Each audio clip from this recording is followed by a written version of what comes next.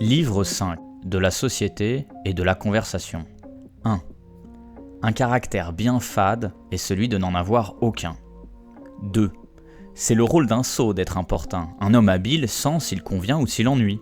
Il sait disparaître le moment qui précède celui où il serait de trop quelque part. 3. L'on marche sur les mauvais plaisants, et il pleut par tout pays de cette sorte d'insectes. Un bon plaisant est une pièce rare. À un homme qui est né tel, il est encore fort délicat d'en soutenir longtemps le personnage. Il n'est pas ordinaire que celui qui fait rire se fasse estimer. 4. Il y a beaucoup d'esprits obscènes, encore plus de médisants ou de satiriques, peu de délicats. Pour badiner avec grâce et rencontrer heureusement sur les plus petits sujets, il faut trop de manières, trop de politesse et même trop de fécondité. C'est créer que de railler ainsi et faire quelque chose de rien. 5. Si l'on faisait une sérieuse attention à tout ce qui se dit de froid, de vain et de puéril dans les entretiens ordinaires, l'on aurait honte de parler ou d'écouter et l'on se condamnerait peut-être à un silence perpétuel, qui serait une chose pire dans le commerce que les discours inutiles. Il faut donc s'accommoder à tous les esprits, permettre comme un mal nécessaire le récit des fausses nouvelles, les vagues réflexions sur le gouvernement présent ou sur l'intérêt des princes, le débit des beaux sentiments et qui reviennent toujours les mêmes. Il faut laisser Aronce parler proverbes et Mélinde parler de soi, de ses vapeurs, de ses migraines et de ses insomnies. 6. L'on voit des gens qui, dans les conversations ou dans le peu de commerce que l'on a avec eux, vous dégoûtent par leurs ridicules expressions, par la nouveauté et j'ose dire par l'impropriété des termes dont ils se servent, comme par l'alliance de certains mots qui ne se rencontrent ensemble que dans leur bouche, et à qui ils font signifier des choses que leurs premiers inventeurs n'ont jamais eu l'intention de leur faire dire.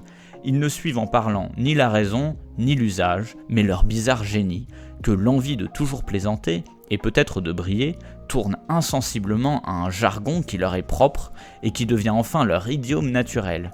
Ils accompagnent un langage si extravagant d'un geste affecté et d'une prononciation qui est contrefaite. Tous sont contents d'eux-mêmes et de l'agrément de leur esprit, et l'on ne peut pas dire qu'ils en soient entièrement dénués, mais on les plaint de ce peu qu'ils en ont, et, ce qui est pire, on en souffre. 7. Que dites-vous ? Comment ? Je n'y suis pas. Vous plairait-il de recommencer ? J'y suis encore moins. Je devine enfin, vous voulez, à 6, me dire qu'il fait froid. Que ne disiez-vous ? Il fait froid. Vous voulez m'apprendre qu'il pleut ou qu'il neige, dites, il pleut, il neige. Vous me trouvez bon visage et vous désirez de m'en féliciter, dites, je vous trouve bon visage. Mais, répondez-vous, cela est bien uni et bien clair, et d'ailleurs, qui ne pourrait pas en dire autant ? Qu'importe à 6.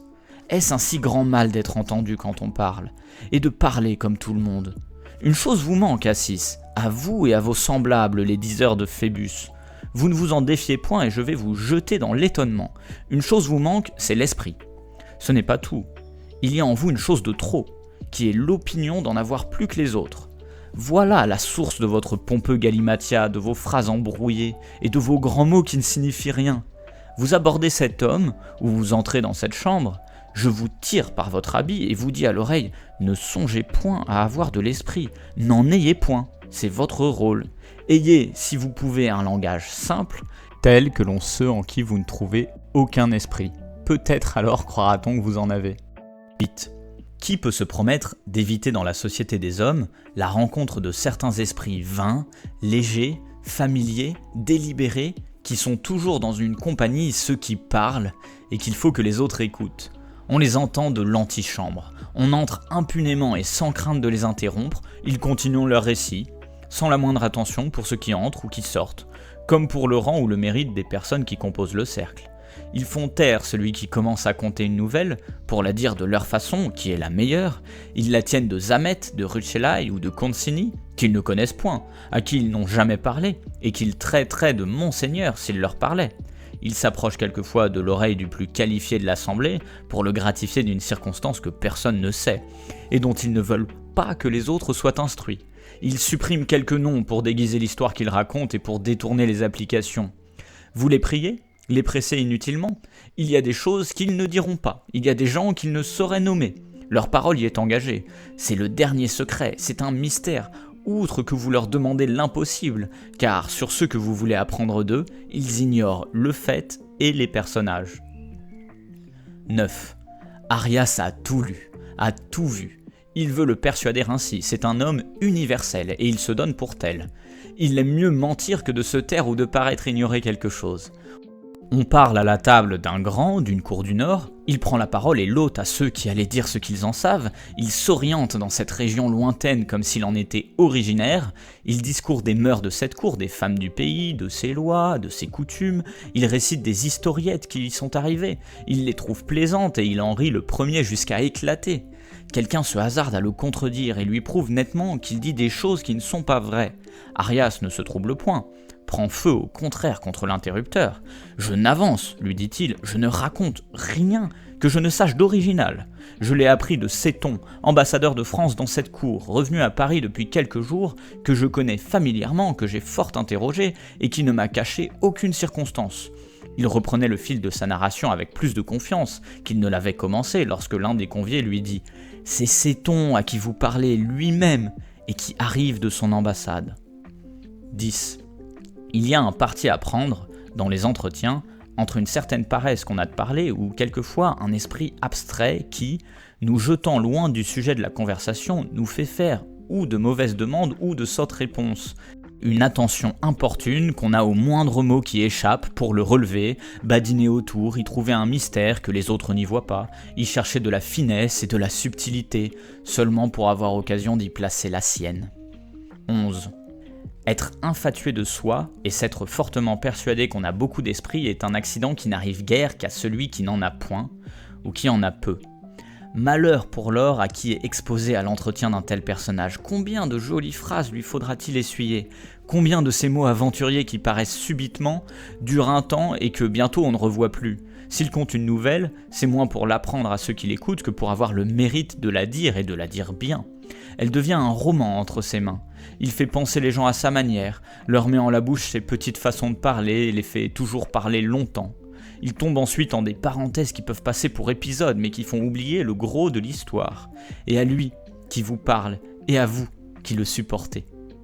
Que serait-ce de vous et de lui si quelqu'un ne survenait heureusement pour déranger le cercle et faire oublier la narration? 12.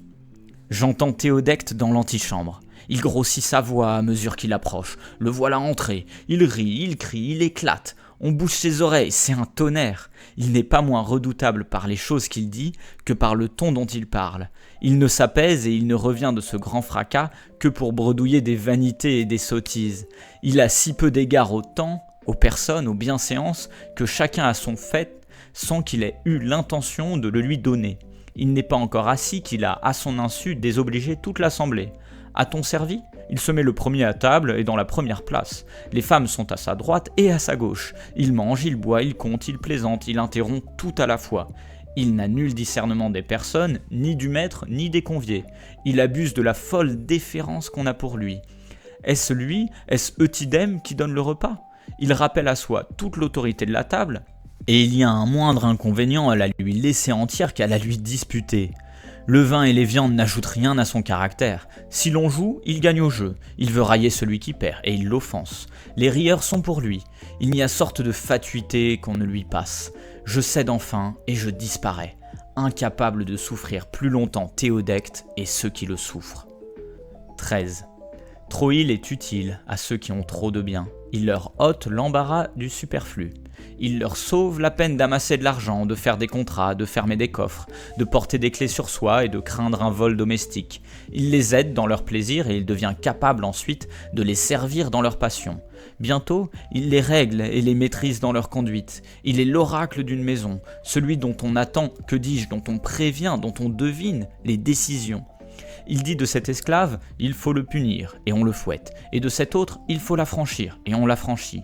L'on voit qu'un parasite ne le fait pas rire, il peut lui déplaire, il est congédié. Le maître est heureux si Troïl lui laisse sa femme et ses enfants. Si celui-ci est à table, et qu'il prononce d'un mets qu'il est friand, le maître et les conviés, qui en mangeaient sans réflexion, le trouvent friand et ne s'en peuvent rassasier. S'il dit au contraire d'un autre mets qu'il est insipide, ceux qui commençaient à le goûter, n'osant avaler le morceau qu'ils ont à la bouche, ils le jettent à terre. Tous ont les yeux sur lui, observent son maintien et son visage avant de prononcer sur le vin ou sur les viandes qui sont servies. Ne le cherchez pas ailleurs que dans la maison de ce riche qu'il gouverne, c'est là qu'il mange, qu'il dort et qu'il fait digestion, qu'il querelle son valet, qu'il reçoit ses ouvriers et qu'il remet ses créanciers. Il régente, il domine dans une salle, il y reçoit la cour et les hommages de ceux qui, plus fins que les autres, ne veulent pas aller au maître que par trop île. Si l'on entre par malheur sans avoir une physionomie qui lui agrée, il ride son front et il détourne sa vue. Si on l'aborde, il ne se lève pas. Si on s'assied auprès de lui, il s'éloigne. Si on lui parle, il ne répond point.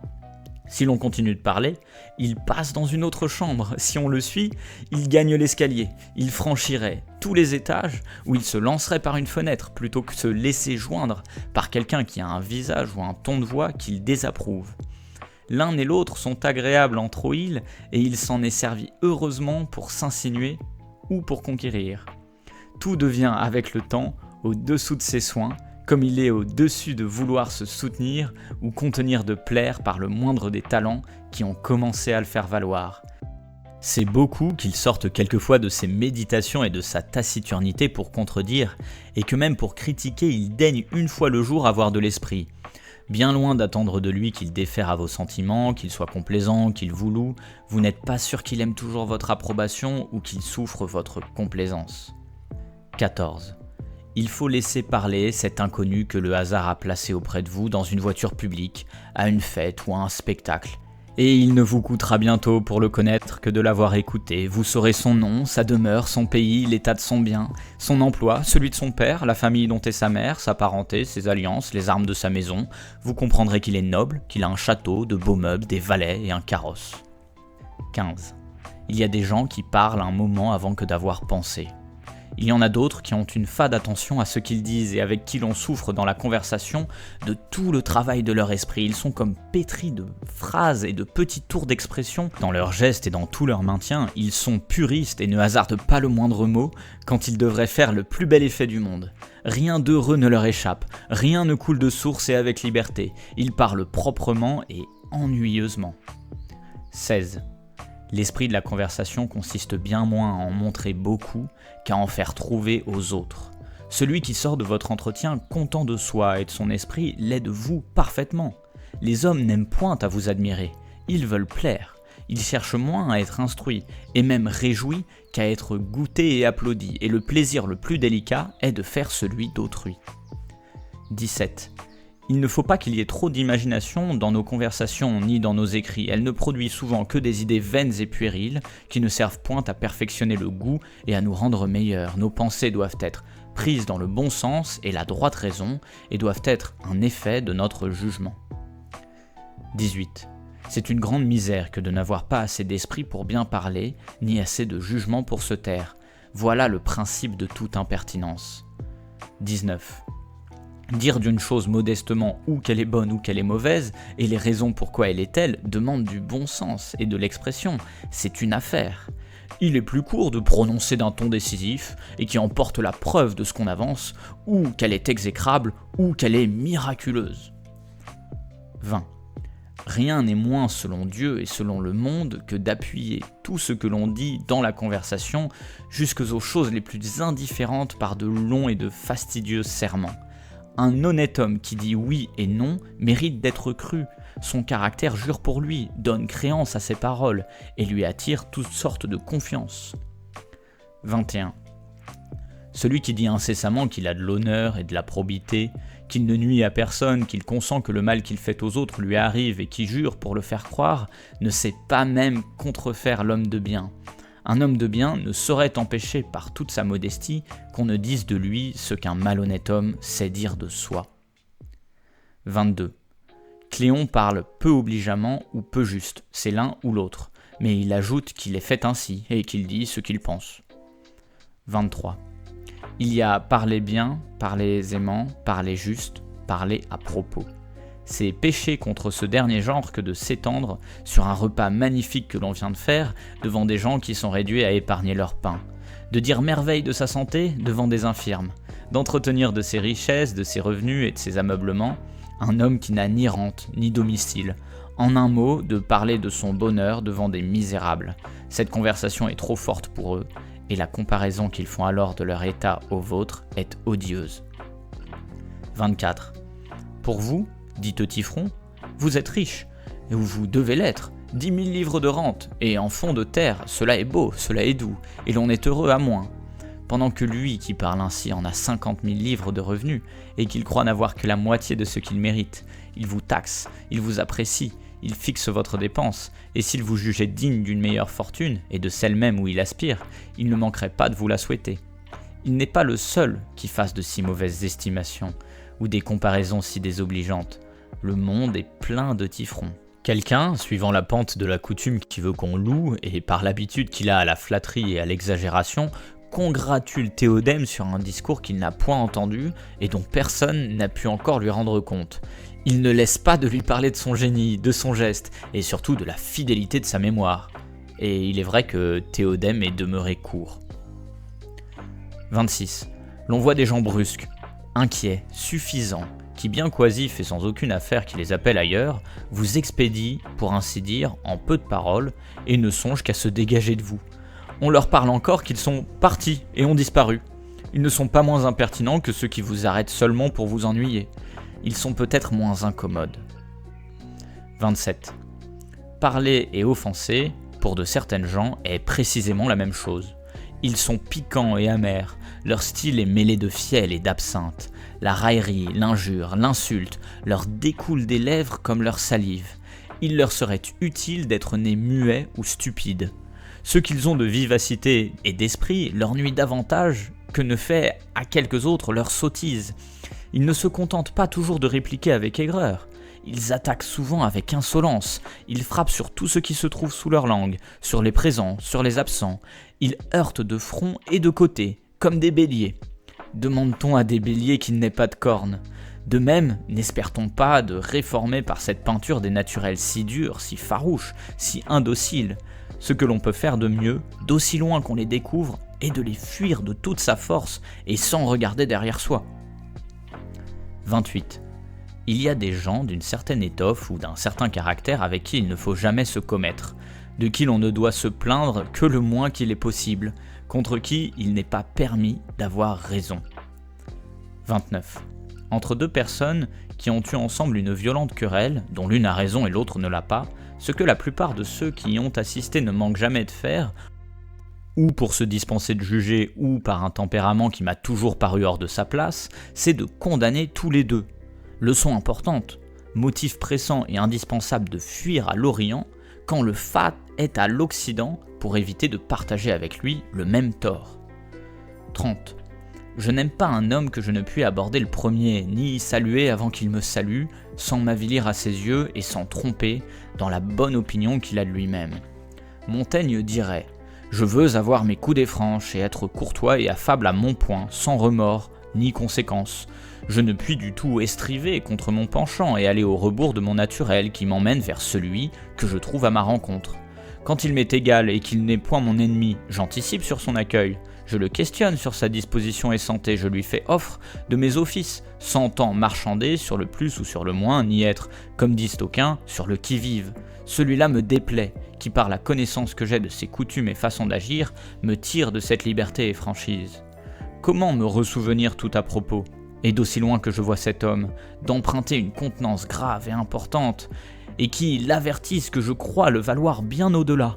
Pour cela de me ramentevoir de mes bonnes qualités et conditions et des siennes mauvaises, puis en faire la comparaison. C'est trop de travail pour moi et ne suis du tout capable de si raide et si subite attention. Quand bien elle m'aurait succédé une première fois, je ne laisserais de fléchir et me démentir à une seconde tâche. Je ne puis me forcer et contraindre pour quelconque à être fier. 31. Avec de la vertu, de la capacité et une bonne conduite, l'on peut être insupportable. Les manières que l'on néglige comme des petites choses sont souvent ce qui fait que les hommes décident de vous en bien ou en mal. Une légère attention à les avoir douces et polies prévient leur mauvais jugement. Il ne faut presque rien pour être cru fier, incivil, méprisant, désobligeant. Il faut encore moins pour être estimé tout le contraire. 32. La politesse n'inspire pas toujours la bonté, l'équité, la complaisance, la gratitude. Elle en donne du moins les apparences et fait paraître l'homme au dehors comme il devrait être intérieurement. L'on peut définir l'esprit de politesse, l'on ne peut en fixer la pratique. Elle suit l'usage et les coutumes reçues. Elle est attachée au temps, au lieu, aux personnes, et n'est point la même dans les deux sexes, ni dans les différentes conditions. L'esprit tout seul ne la fait pas deviner. Il fait qu'on la suit par imitation et que l'on s'y perfectionne. Il y a des tempéraments qui ne sont susceptibles que de la politesse, et il y en a d'autres qui ne servent qu'au grand talent, ou à une vertu solide. Il est vrai que les manières polies donnent cours au mérite et le rendent agréable, et qu'il faut avoir de bien éminentes qualités pour se soutenir sans la politesse. Il me semble que l'esprit de politesse est une certaine attention à faire que, par nos paroles et par nos manières, les autres soient contents de nous et d'eux-mêmes. 33.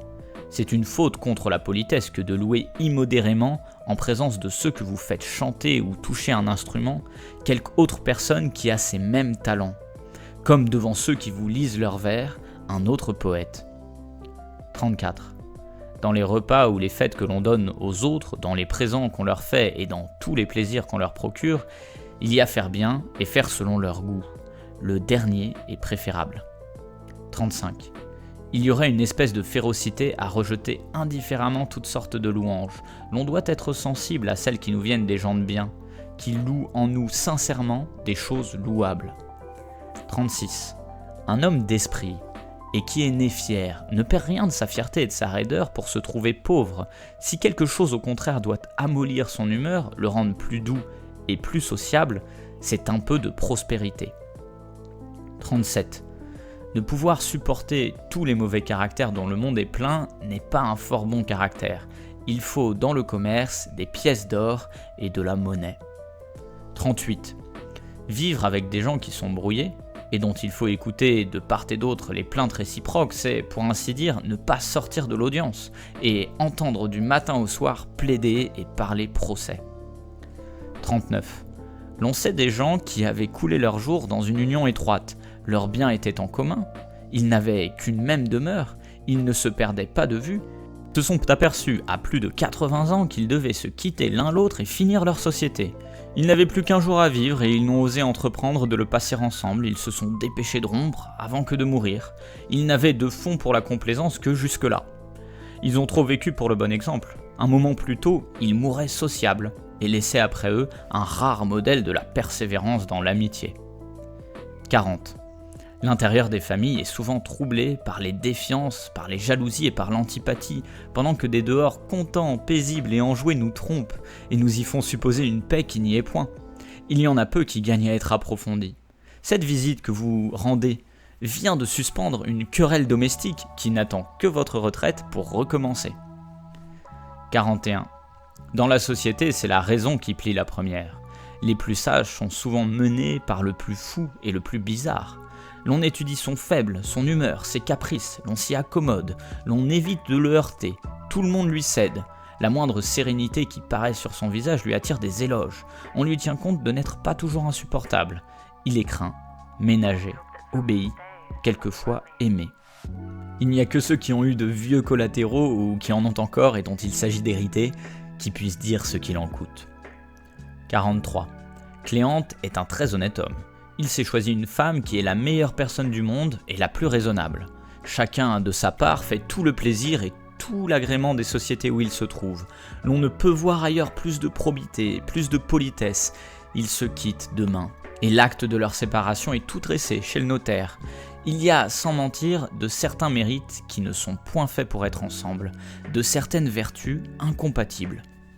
44. L'on peut compter sûrement sur la dot, le douaire et les conventions, mais faiblement sur les nourritures. Elles dépendent d'une union fragile de la belle-mère et de la bru, et qui périt souvent dans l'année du mariage. 45. Un beau-père aime son gendre, aime sa bru. Une belle-mère aime son gendre, n'aime point sa bru. Tout est réciproque. Une marâtre aime le moins de tout ce qui est au monde, ce sont les enfants de son mari. Plus elle est folle de son mari, plus elle est marâtre. Les marâtres font déserter les villes et les bourgades et ne peuplent pas moins la terre de mendiants, de vagabonds, de domestiques et d'esclaves que la pauvreté. 47. G et H sont voisins de campagne, et leurs terres sont contiguës. Ils habitent une contrée déserte et solitaire, éloignés des villes et de tout commerce. Il semblait que la fuite d'une entière solitude ou l'amour de la société eût dû les assujettir à une liaison réciproque. Il est cependant difficile d'exprimer la bagatelle qui les a fait rompre, qui les rend implacables l'un pour l'autre et qui perpétuera leur haine dans leurs descendants. Jamais des parents, et même des frères, ne se sont brouillés pour une moindre chose. Je suppose qu'il n'y ait que 2 hommes sur la terre, qui la possèdent seuls et qui la partagent toute entre eux deux. Je suis persuadé qu'il leur naîtra bientôt quelques sujets de rupture, quand ce ne serait que pour les limites. 48. Il est souvent plus court et plus utile de cadrer aux autres que de faire que les autres s'ajustent à nous. 49. J'approche d'une petite ville et je suis déjà sur une hauteur d'où je la découvre. Elle est située à mi-côte. Une rivière baigne ses murs et coule ensuite dans une belle prairie. Elle a une forêt épaisse qui la couvre des vents froids et de l'aquilon. Je la vois dans un jour si favorable que je compte ses tours et ses clochers. Elle me paraît peinte sur le penchant de la colline. Je me récrie et je dis « Quel plaisir de vivre sous un si beau ciel et dans ce séjour si délicieux !» Je descends dans la ville, où je n'ai pas couché 2 nuits, que je ressemble à ceux qui l'habitent. J'en veux sortir. 50. Il y a une chose que l'on n'a point vue sous le ciel et que, selon toutes les apparences, on ne verra jamais. C'est une petite ville qui n'est divisée en aucun parti, où les familles sont unies et où les cousins se voient avec confiance, où un mariage n'engendre point une guerre civile, où la querelle des rangs ne se réveille pas à tout moment par l'offrande, l'encens ou le pain béni, par les processions et par les obsèques, d'où l'on a banni les caquets, le mensonge et la médisance, où l'on voit parler ensemble le bailli et le président, les élus et les assesseurs, où le doyen vit bien avec ses chanoines, où les chanoines ne dédaignent pas les chapelains, et où ceux-ci souffrent les chantres. 51. Les provinciaux et les sots sont toujours prêts à se fâcher et à croire qu'on se moque d'eux ou qu'on les méprise. Il ne faut jamais hasarder la plaisanterie, même la plus douce et la plus permise, qu'avec des gens polis et qui ont de l'esprit. 52. On ne prime point avec les grands. Ils se défendent par leur grandeur, ni avec les petits, ils vous repoussent par le qui-vive. 53. Tout ce qui est mérite se sent, se discerne, se devine réciproquement. Si l'on voulait être estimé, il faudrait vivre avec des personnes estimables. 54. Celui qui est d'une éminence au-dessus des autres, qui le met à couvert de la répartie, ne doit jamais faire une raillerie piquante. 55. Il y a de petits défauts que l'on abandonne volontiers à la censure et dont nous ne haïssons pas d'être raillés. Ce sont de pareils défauts que nous devons choisir pour railler les autres. 56. Rire des gens d'esprit, c'est le privilège des sots. Ils sont dans le monde ce que les fous sont à la cour, je veux dire sans conséquence. 57. La moquerie est souvent indigence d'esprit. 58. Vous le croyez votre dupe ? S'il feint de l'être, qui est plus dupe de lui ou de vous ? 59. Si vous observez avec soin qui sont les gens qui ne peuvent louer, qui blâment toujours, qui ne sont contents de personne, vous reconnaîtrez que ce sont ceux-mêmes dont personne n'est content. 60. Le plaisir et le rengorgement dans la société attirent précisément le contraire de ce que l'on cherche, si c'est à se faire estimer. 61. Le plaisir de la société entre les amis se cultive par une ressemblance de goût sur ce qui regarde les mœurs et par quelques différences d'opinion sur les sciences, par là où l'on s'affermit dans ses sentiments, où l'on s'exerce et l'on s'instruit par la dispute. 62. L'on ne peut aller loin dans l'amitié si l'on n'est pas disposé à se pardonner les uns aux autres les petits défauts. Combien de belles et inutiles raisons étaler à celui qui est dans une grande adversité pour essayer de le rendre tranquille. Les choses de dehors, qu'on appelle les événements, sont quelquefois plus fortes que la raison et que la nature. Mangez, dormez, ne vous laissez point mourir de chagrin, songez à vivre. Harangues froides et qui réduisent à l'impossible. Êtes-vous raisonnable de vous tant inquiéter ? N'est-ce pas dire « Êtes-vous fou d'être malheureux ?» 64. Le conseil, si nécessaire pour les affaires, est quelquefois dans la société nuisible à qui le donne, et inutile à qui il est donné. Sur les mœurs, vous faites remarquer des défauts ou que l'on n'avoue pas ou que l'on estime des vertus. Sur les ouvrages, vous rayez les endroits qui paraissent admirables à leur auteur, où il se complaît davantage, où il croit s'être surpassé lui-même. Vous perdez ainsi la confiance de vos amis sans les avoir rendus ni meilleurs ni plus habiles. 65. L'on a vu, il n'y a pas longtemps, un cercle de personnes des deux sexes, liés ensemble par la conversation et par un commerce d'esprit. Ils laissaient aux vulgaires l'art de parler d'une manière intelligible. Une chose dite entre eux peu clairement en entraînait une autre encore plus obscure, sur laquelle on enchérissait par de vraies énigmes, toujours suivies de longs applaudissements. Par tout ce qu'ils appelaient délicatesse, sentiment, tour et finesse d'expression, ils étaient enfin parvenus à n'être plus entendus et à ne s'entendre pas eux-mêmes. Il ne fallait pour fournir à ces entretiens ni bon sens, ni jugement, ni mémoire, ni la moindre capacité, il fallait de l'esprit, non pas du meilleur, mais de celui qui est faux, et où l'imagination a trop de part. 66. Je le sais, Théobald, vous êtes vieilli, mais voudriez-vous que je crusse que vous êtes baissé, que vous n'êtes plus poète ni bel esprit, que vous êtes présentement aussi mauvais juge de tout genre d'ouvrage que méchant auteur, que vous n'avez plus rien de naïf et de délicat dans la conversation ? Votre air libre et présomptueux me rassure et me persuade de tout le contraire. Vous êtes donc aujourd'hui tout ce que vous fûtes jamais, et peut-être meilleur. Car si à votre âge vous êtes si vif et si impétueux, quel nom, Théobald, fallait-il vous donner dans votre jeunesse et lorsque vous étiez la coqueluche ou l'entêtement de certaines femmes qui ne juraient que par vous et sur votre parole qui disaient « Cela est délicieux ». Qu'a-t-il dit ? 67. L'on parle impétueusement dans les entretiens, souvent par vanité ou par humeur, rarement avec assez d'attention, tout occupé du désir de répondre à ce qu'on n'écoute point. L'on suit ses idées, et on les explique sans le moindre égard pour les raisonnements d'autrui. L'on est bien éloigné de trouver ensemble la vérité. L'on n'est pas encore convenu de celle que l'on cherche. Qui pourrait écouter ces sortes de conversations et les écrire ferait voir quelquefois de bonnes choses qui n'ont nulle suite. 68. Il a régné pendant quelque temps une sorte de conversation fade et puérile qui roulait toutes sur des questions frivoles qui avaient relation au cœur et à ce qu'on appelle passion ou tendresse. La lecture de quelques romans les avait introduites parmi les plus honnêtes gens de la ville et de la cour. Ils s'en sont défaits, et la bourgeoisie les a reçus avec les pointes et les équivoques. 69. Quelques femmes de la ville ont la délicatesse de ne pas savoir ou de n'oser dire le nom des rues, des places et de quelques endroits publics qu'elles ne croient pas assez nobles pour être connues. Elles disent le Louvre, la place royale, mais elles usent de tours et de phrases plutôt que de prononcer de certains noms. Et s'il leur échappe, c'est du moins avec quelque altération du mot et après quelques façons qui les rassurent. En cela, moins naturel que les femmes de la cour qui, ayant besoin dans le discours des Halles, du Châtelet ou de choses semblables, disent les Halles, le Châtelet. 70. Si l'on feint quelquefois de ne pas se souvenir de certains noms que l'on croit obscurs, et si l'on affecte de les corrompre en les prononçant, c'est par la bonne opinion qu'on a du sien. 71. L'on dit par belle humeur et dans la liberté de la conversation de ces choses froides qu'à la vérité l'on donne pour telles et que l'on ne trouve bonnes que parce qu'elles sont extrêmement mauvaises. Cette manière basse de plaisanter a passé du peuple à qui elle appartient jusque dans une grande partie de la jeunesse de la cour qu'elle a déjà infectée. Il est vrai qu'il y entre trop de fadeur et de grossièreté pour devoir craindre qu'elle s'étende plus loin et qu'elle fasse de plus grands progrès dans un pays qui est le centre du bon goût et de la politesse. L'on doit cependant en inspirer le dégoût à ceux qui la pratiquent, car bien que ce ne soit jamais sérieusement, elle ne laisse pas de tenir la place dans leur esprit et dans le commerce ordinaire de quelque chose de meilleur. 72. Entre dire de mauvaises choses ou en dire de bonnes que tout le monde sait et les donner pour nouvelles, je n'ai pas à choisir. 73. Lucain a dit une jolie chose. Il y a un beau mot de Claudien, il y a cet endroit de Sénèque, et là-dessus une longue suite de latin que l'on cite souvent devant des gens qui ne l'entendent pas et qui feignent de l'entendre. Le secret serait d'avoir un grand sens et bien de l'esprit, car où l'on se passerait des anciens, ou, après les avoir lus avec soin, l'on saurait encore choisir les meilleurs et les citer à propos. 74. Hermagoras ne sait pas qui est roi de Hongrie. Il s'étonne de n'entendre faire aucune mention du roi de Bohême.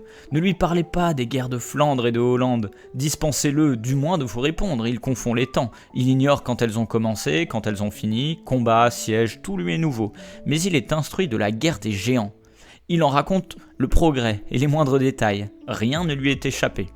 Il débrouille de même l'horrible chaos des deux empires, le babylonien et l'assyrien. Il connaît à fond les Égyptiens et leur dynastie. Il n'a jamais vu Versailles. Il ne le verra point. Il a presque vu la tour de Babel. Il en compte les degrés. Il sait combien d'architectes ont présidé à cet ouvrage. Il sait le nom des architectes. Dirais-je qu'il croit Henri IV, fils d'Henri III ? Il néglige du moins de rien connaître aux maisons de France, d'Autriche et de Bavière. Quelle minutie, dit-il, pendant qu'il récite de mémoire toute une liste des rois des Mèdes ou de Babylone. Et que les noms d'Apronal, d'Érigebal, de Nosnermodash, de Mordakempad lui sont aussi familiers qu'à nous ceux de Valois et de Bourbon. Il demande si l'empereur a jamais été marié. mais personne ne lui apprendra que Ninus a eu 2 femmes. On lui dit que le roi jouit d'une santé parfaite, et il se souvient que Thutmosis, un roi d'Égypte, était valétudinaire, et qu'il tenait cette complexion de son aïeul, Alifarmutosis. Que ne sait-il point ? Quelle chose lui est cachée de la vénérable antiquité ? Il vous dira que Sémiramis, ou selon quelques-uns Sérimaris, parlait comme son fils Ninias, qu'on ne les distinguait pas à la parole. Si c'était parce que la mère avait une voix mâle comme son fils, ou le fils une voix efféminée comme sa mère, qu'il n'ose pas le décider. Il vous révélera que Nembrot était gaucher et Sésostris ambidextre, que c'est une erreur de s'imaginer qu'un Artaxerxes ait été appelé longue main parce que les bras lui tombaient jusqu'aux genoux, et non à cause qu'il avait une main plus longue que l'autre, et il ajoute qu'il y a des auteurs graves qui affirment que c'était la droite, qu'il croit néanmoins être bien fondé à soutenir que c'est la gauche. 75. Ascagne est statuaire, Égion fondeur, Échine foulon, et Sidias, bel esprit, c'est sa profession. Il a une enseigne, un atelier, des ouvrages de commande et des compagnons qui travaillent sous lui. Il ne vous saurait rendre de plus d'1 mois les stances qu'il vous a promises, s'il ne manque de paroles à Dosithée, qu'il a engagé à faire une élégie. Une idylle est sur le métier, c'est pour Crantor qui le presse, et qui lui laisse espérer un riche salaire. Prose, vers, que voulez-vous ? Il réussit également en l'un et en l'autre. Demandez-lui des lettres de consolation, ou sur une absence, il les entreprendra. Prenez-les toutes faites et entrez dans son magasin. Il y a à choisir.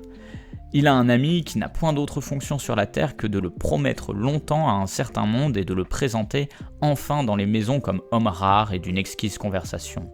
Et là, ainsi que le musicien chante et que le joueur de luth touche son luth devant les personnes à qui il a été promis, Sidias, après avoir toussé, relevé sa manchette, étendu la main et ouvert les doigts, débite gravement ses pensées quintessentiées et ses raisonnements sophistiqués. Différents de ceux qui, convenant de principe et connaissant la raison ou la vérité qui est une, s'arrachent la parole l'un à l'autre pour s'accorder sur leurs sentiments, ils n'ouvrent la bouche que pour contredire. Il me semble, dit-il gracieusement, que c'est tout le contraire de ce que vous dites, ou je ne saurais être de votre opinion, ou bien ça a été autrefois mon entêtement, comme il est le vôtre, mais il y a 3 choses, ajoute-t-il, à considérer, et il en ajoute une 4e. Fade, discoureur, qui n'a pas mis plus tôt le pied dans une assemblée, qu'il cherche quelque femme auprès de qui il puisse s'insinuer, se parer de son bel esprit ou de sa philosophie et mettre en œuvre ses rares conceptions. Car soit qu'il parle ou qu'il écrive, il ne doit pas être soupçonné d'avoir en vue ni le vrai, ni le faux, ni le raisonnable, ni le ridicule. Il évite uniquement de donner dans le sens des autres et d'être de l'avis de quelqu'un. Aussi attend-il dans un cercle que chacun se soit expliqué sur le sujet qui s'est offert, ou souvent qu'il a amené lui-même pour dire dogmatiquement des choses toutes nouvelles, mais à son gré décisives et sans réplique. Sidias s'égale à Lucien et à Sénèque, se met au-dessus de Platon, de Virgile et de Théocrite, et son flatteur a soin de le confirmer tous les matins dans cette opinion. Uni de goût et d'intérêt, avec les contempteurs de Homère, il attend paisiblement que les hommes détrompés lui préfèrent les poètes modernes. Il se met en ce cas à la tête de ces derniers, et il sait à qui il adjuge la seconde place. C'est en un mot un composé du pédant et du précieux, fait pour être admiré de la bourgeoisie et de la province, en qui néanmoins on n'aperçoit rien de grand que l'opinion qu'il a de lui-même. 76. C'est la profonde ignorance qui inspire le ton dogmatique. Celui qui ne sait rien croit enseigner aux autres ce qu'il vient d'apprendre lui-même. Celui qui sait beaucoup pense à peine que ce qu'il dit puisse être ignoré et parle plus indifféremment. 77. Les plus grandes choses n'ont besoin que d'être dites simplement. Elles se gâtent par l'emphase. Il faut dire noblement les plus petites. Elles ne se soutiennent que par l'expression, le ton et la manière. 78. Il me semble que l'on dit les choses encore plus finement qu'on ne peut les écrire. 79. Il n'y a guère qu'une naissance honnête ou qu'une bonne éducation qui rende les hommes capables de secrets. 80. Toute confiance est dangereuse si elle n'est entière. Il y a peu de conjonctures où il ne faille tout dire ou tout cacher. On a déjà trop dit de son secret à celui à qui l'on croit devoir en dérober une circonstance. 81. Des gens vous promettent le secret, et ils le révèlent eux-mêmes, et à leur insu. Ils ne remuent pas les lèvres, et on les entend. On lit sur leur front et dans leurs yeux, on voit à travers de leur poitrine, ils sont transparents. D'autres ne disent pas précisément une chose qui leur a été confiée, mais ils parlent et agissent de manière qu'on la découvre de soi-même. Enfin, quelques-uns méprisent votre secret, de quelque conséquence qu'il puisse être. C'est un mystère, un tel m'en a fait part et m'a défendu de le dire, et ils le disent. Toute révélation d'un secret est la faute de celui qui l'a confié. 82. Nicandre s'entretient avec Élise de la manière douce et complaisante dont il a vécu avec sa femme depuis le jour qu'il en fit le choix jusqu'à sa mort. Il a déjà dit qu'il regrette qu'elle ne lui a pas laissé d'enfant, et il le répète. Il parle des maisons qu'il a à la ville, et bientôt d'une terre qu'il a à la campagne. Il calcule le revenu qu'elle lui apporte. Il fait le plan des bâtiments, en décrit la situation, exagère la commodité des appartements ainsi que la richesse et la propreté des meubles. Il assure qu'il aime la bonne chère, les équipages. Il se plaint que sa femme n'aimait point assez le jeu et la société. « Vous êtes si riche, lui disait l'un de ses amis, que n'achetez-vous cette charge? Pourquoi ne pas faire cette acquisition qui étendrait votre domaine? On me croit, ajoute-t-il, plus de biens que je n'en possède. » Il n'oublie pas son extraction et ses alliances. Monsieur le surintendant, qui est mon cousin, Madame la chancelière, qui est ma parente, voilà son style. Il raconte un fait qu'il prouve le mécontentement qu'il doit avoir de ses plus proches, et de ceux mêmes qui sont ses héritiers. « Ai-je tort, dit-il à Élise, ai-je grand sujet de leur vouloir du bien ? Et il l'en fait juge. Il insinue ensuite qu'il a une santé faible et languissante, et il parle de la cave où il doit être enterré. Il est insinuant, flatteur, officieux, à l'égard de tous ceux qu'il trouve, auprès de la personne à qui il aspire. Mais Élise n'a pas le courage d'être riche en l'épousant. On annonce au moment qu'il parle un cavalier, qui de sa seule présence démonte la batterie de l'homme de ville. Il se lève déconcerté et chagrin, et va dire ailleurs qu'il veut se remarier. 83. Le sage quelquefois évite le monde, de peur d'être ennuyé.